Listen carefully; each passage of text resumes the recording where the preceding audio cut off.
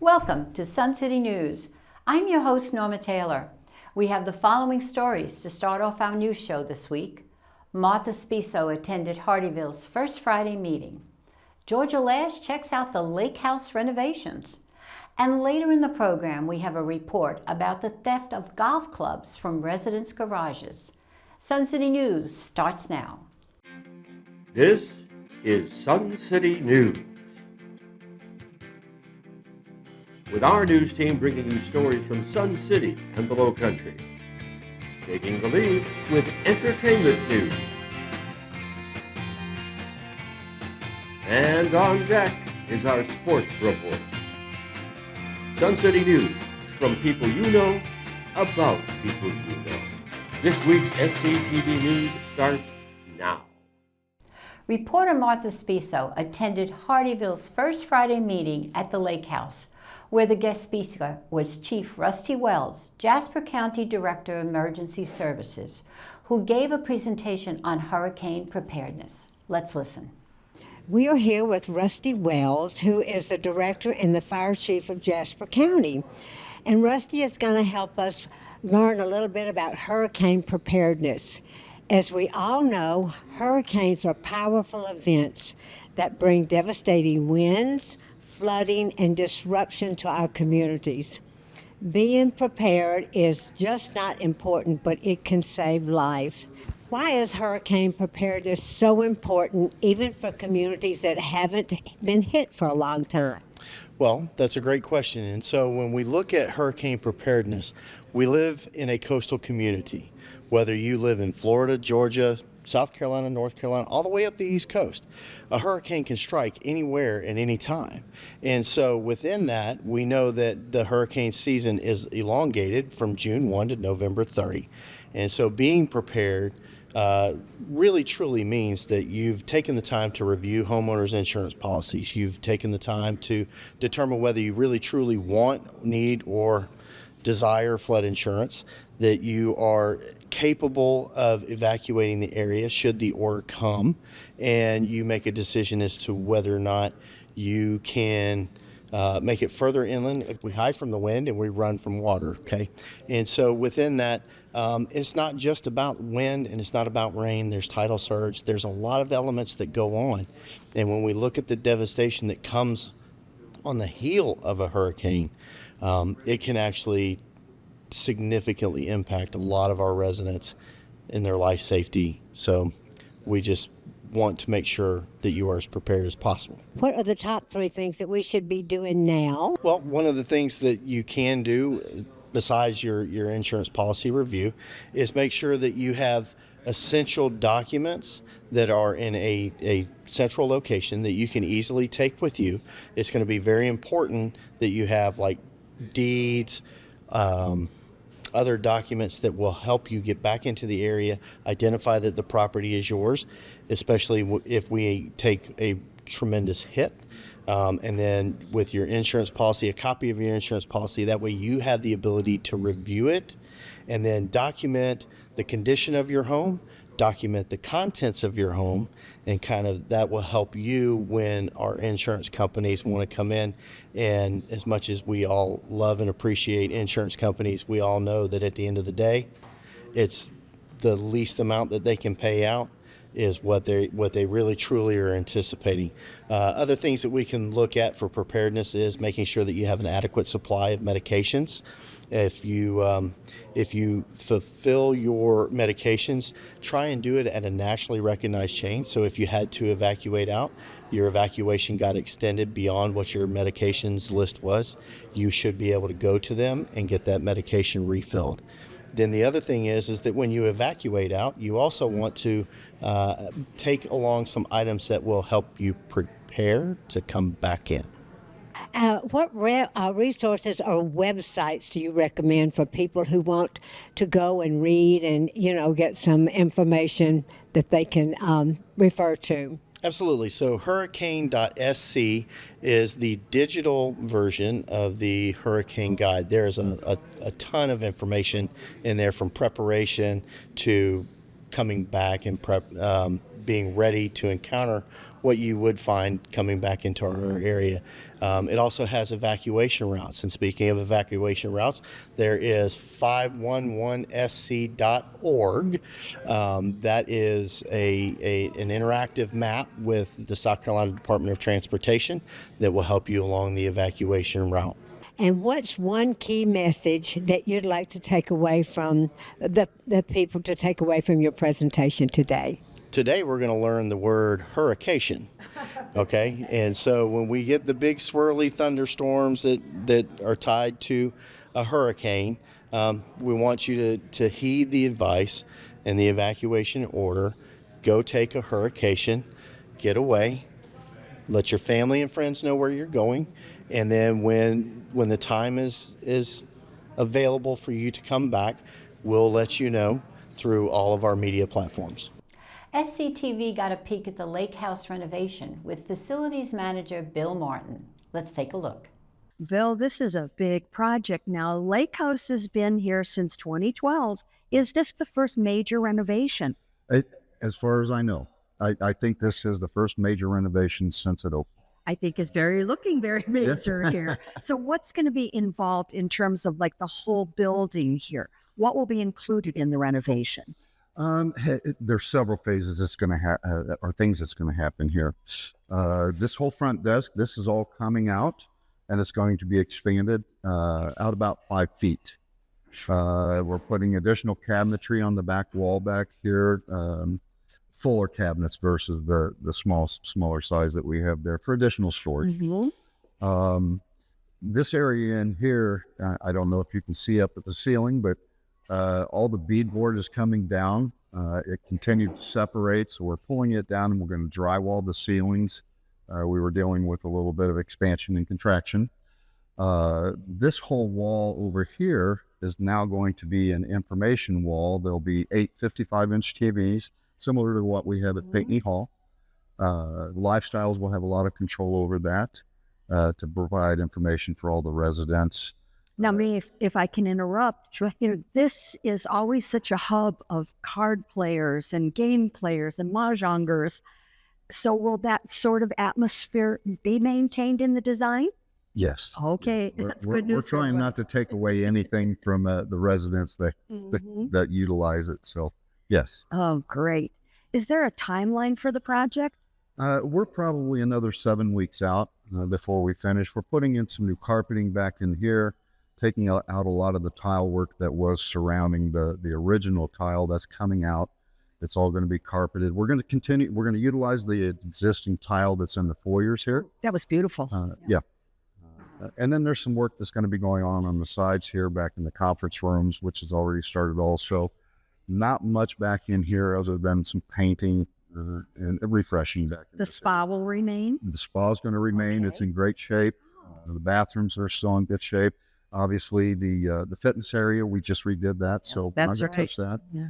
So, well, we look forward to seeing the finished product, and maybe we'll check in and get a little progress report maybe in about a month or so. Sure. Thank you. Be happy to talk with you.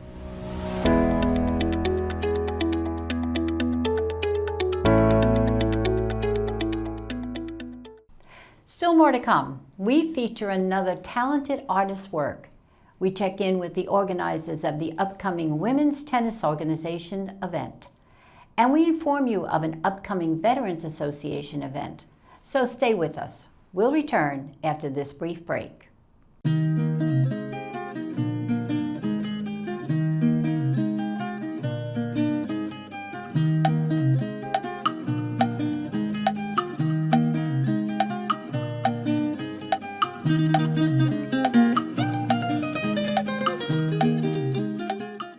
SCTV enjoys highlighting our talented neighbors, especially when the surrounding community appreciates their achievements as well.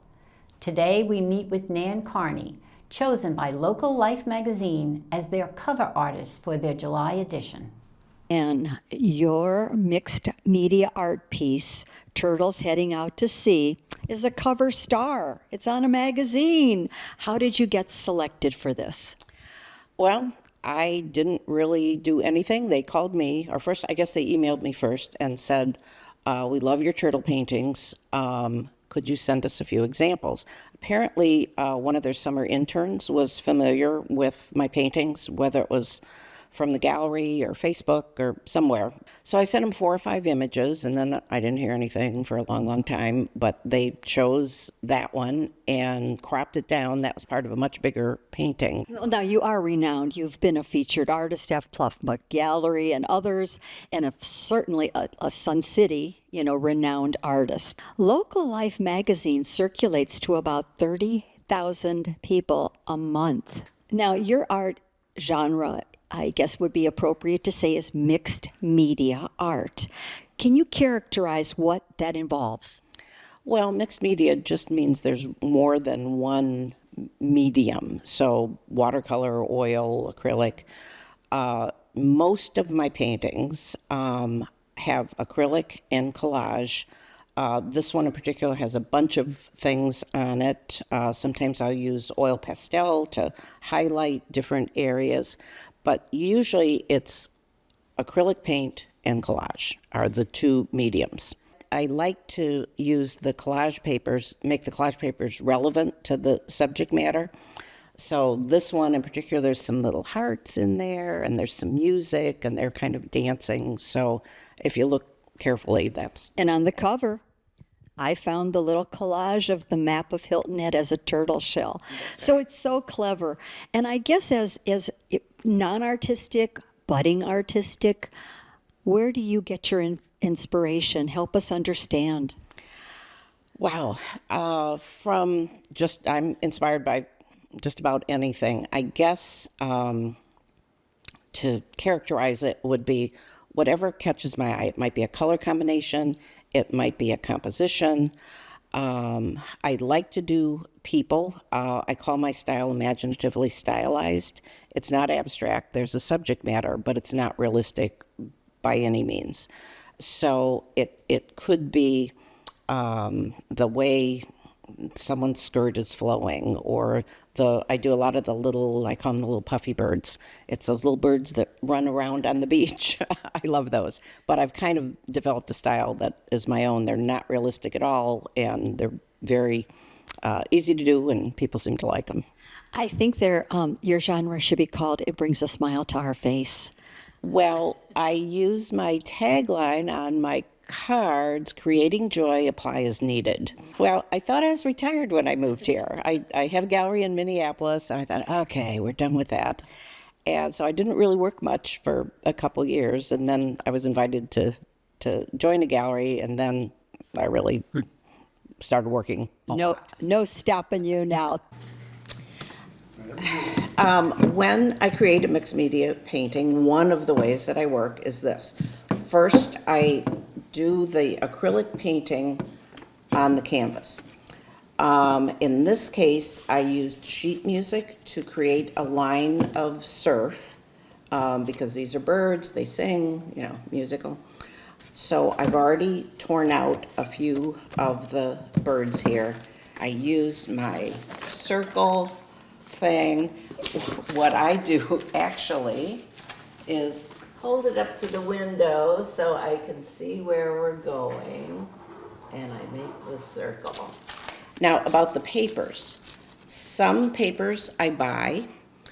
The maps that I use are, I just copied them out of a road atlas, and I have them on my computer so I can make it big, little, whatever size I need the map to be. And I like, for these local ones, I like it to extend from Savannah to Charleston, because that's our area.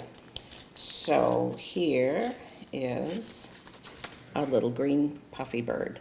When I'm painting, when I've done this painting or a lot of these others, I always have leftover paint. So I use, in this case, it's magazines are good because I can't tell what was on this, but it's good to have that little bit of background in there. Sometimes you can see writing on them.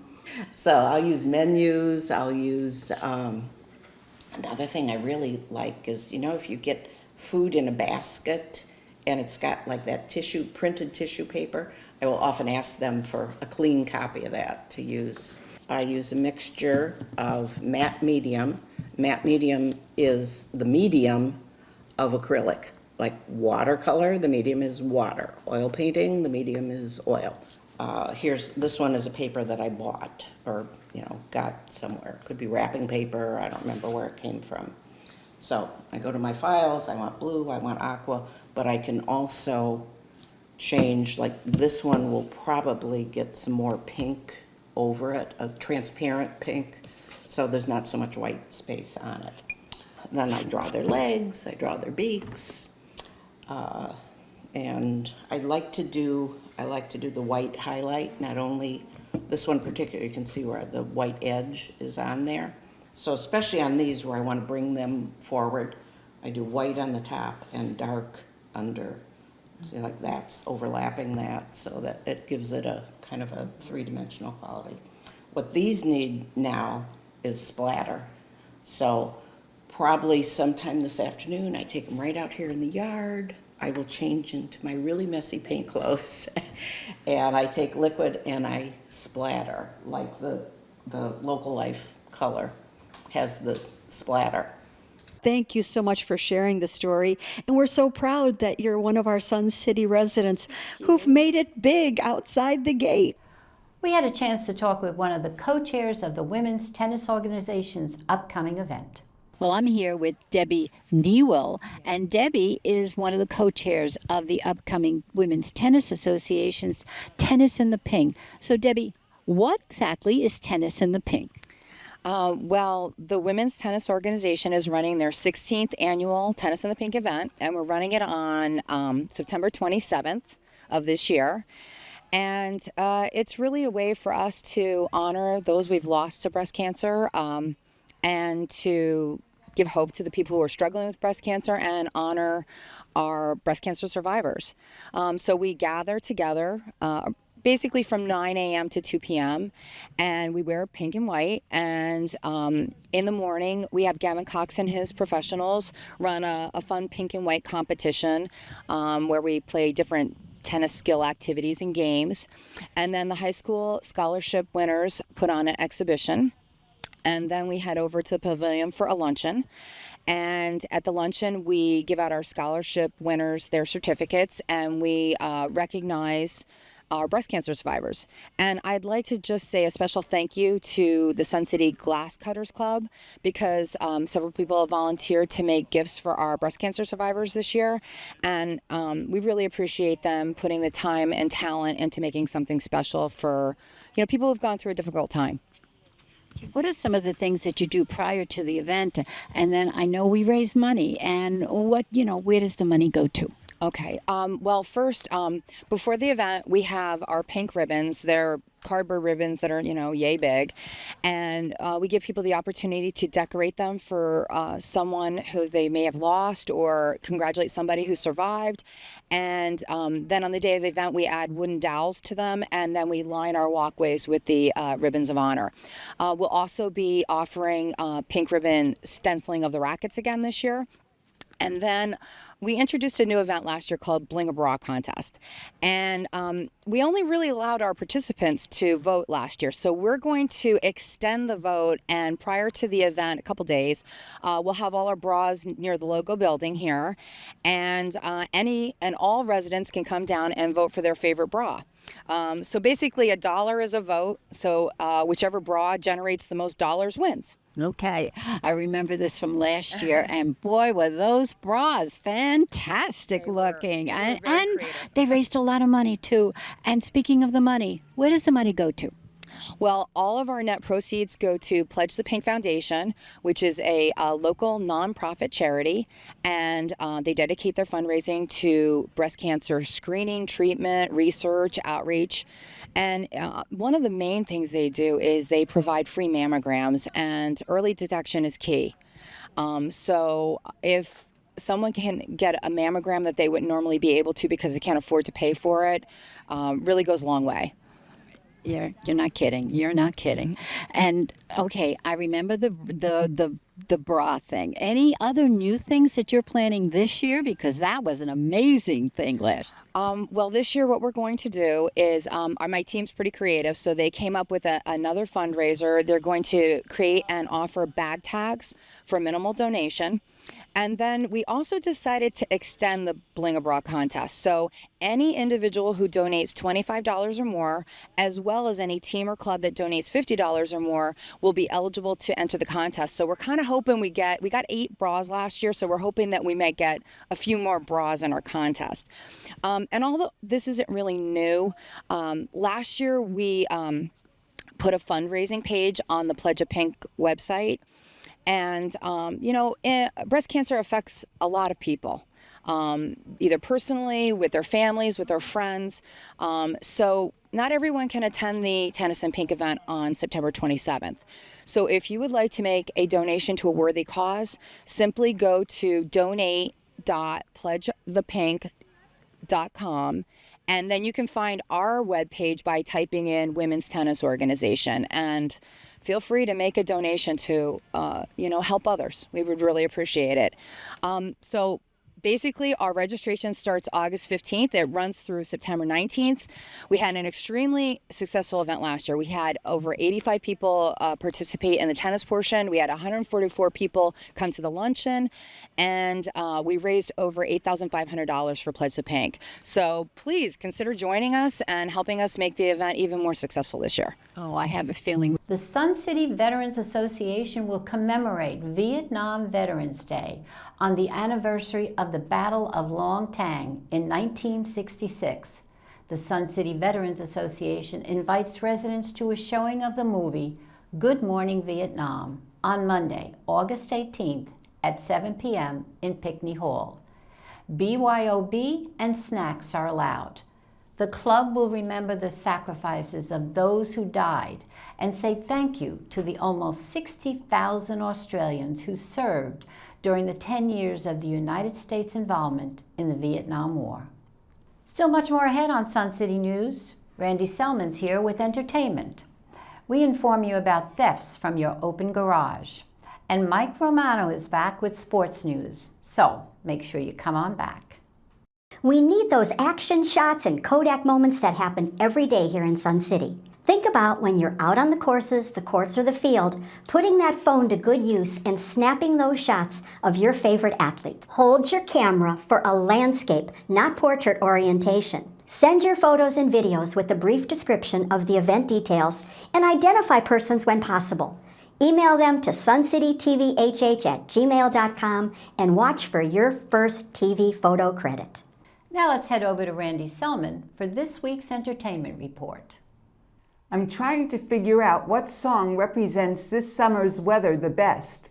Could it be lazy, hazy, crazy days of summer, singing in the rain, or just summertime? Any one of them will do. However, whatever the weather, some of these events will keep you cool, dry, happy, and engaged. 2 classic movies will be shown in August. Rocky, starring Sylvester Stallone, will be presented in the Magnolia Hall Theater on Monday, August 4th at 7 p.m. and Tuesday, August 5th at 2 p.m. Rocky is the ultimate movie that showcases that the underdog can overcome adversity. If you've never seen this movie, or if it's one of your favorites, don't miss this free showing, Oscar-winning movie on the big screen. Then on Wednesday, August 6th at 2 p.m. and August 7th at 7 p.m., one of my favorite movies, The Princess Bride, will be showing in the Magnolia Hall Theater. This is Peter Falk at his best as he reads to his grandson a beautiful fairy tale. Watch as the story comes to life in this swashbuckling, humorous, romantic, and touching movie. There are still tickets available for the East Coast Dueling Pianos for Wednesday, August 6th. 2 extremely talented pianists compete in an epic battle of musical prowess.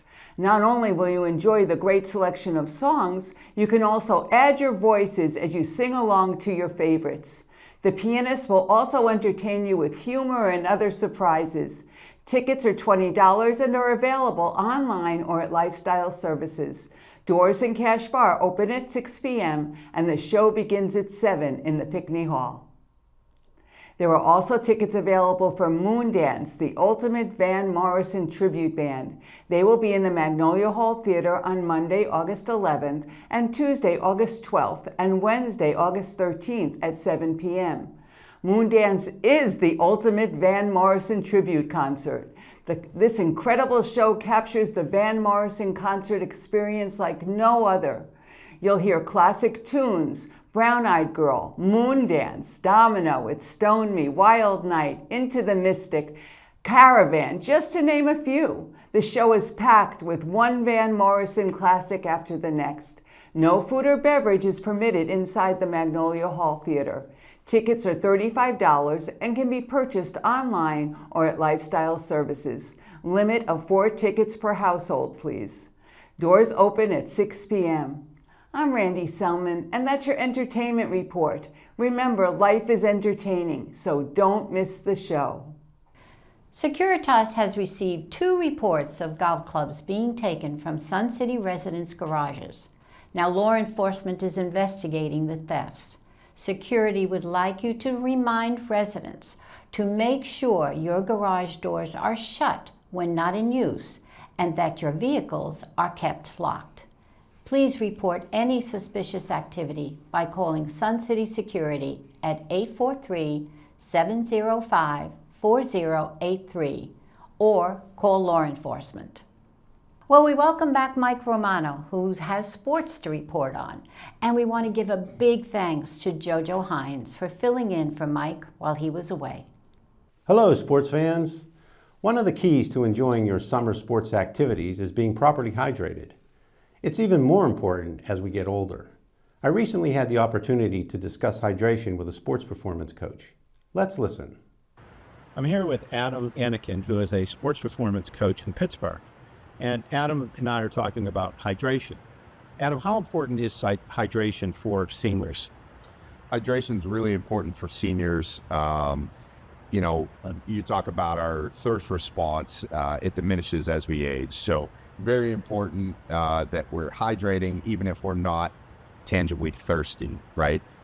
We like to start the hydration process early in the day upon waking, several hours before activity, especially if we're gonna work out or have activity in the heat outdoors. We like to recommend half of your body weight in ounces, right? So if you weigh 100 pounds, you're gonna try to take in 50 ounces of water a day, or make it easy on yourself, 6 to 8 cups of water a day. But adequate hydration is very important. Now, is it important to do hydration whether you're doing inside workout and an outside workout? For sure. Hydration is going to be important no matter the setting. Obviously, if we're outdoors in the heat, there's a little bit of heightened awareness around hydration because sweat rate increases. But yeah, hydration is going to be super important regardless of whether or not we're inside or outside. Okay, one other aspect that goes along with hydration, I think, is stretching and getting ready to do your workout. Are there some simple stretches that we can do just to get our body moving in the right direction? For sure. Stretching is an important consideration to make. Even before stretching, we like to say just gentle movement, right? That could be something as simple as neck rolls, shoulder rolls, controlled leg kicks. If you've got a countertop or a chair or a table, you could do some sort of decompression stretch where you grab on, kick your hips backwards. We could do shoulder pendulums for nice gentle movement, some thoracic rotation work for nice gentle movement. So certainly there are a lot of easy stretches that we can accomplish with very little equipment, and it's a pretty low barrier to entry for stretching. A lot of good advice for us. For Sun City Sports, I'm Mike Romano. Well, that's our news for this week. Thank you for watching. Catch us on cable and on our YouTube station, where we invite you to click like and subscribe. To see expanded coverage of some of our SCTV stories, tune into our monthly show Extra. And if you have questions and comments, email us at suncitytvhh@gmail.com.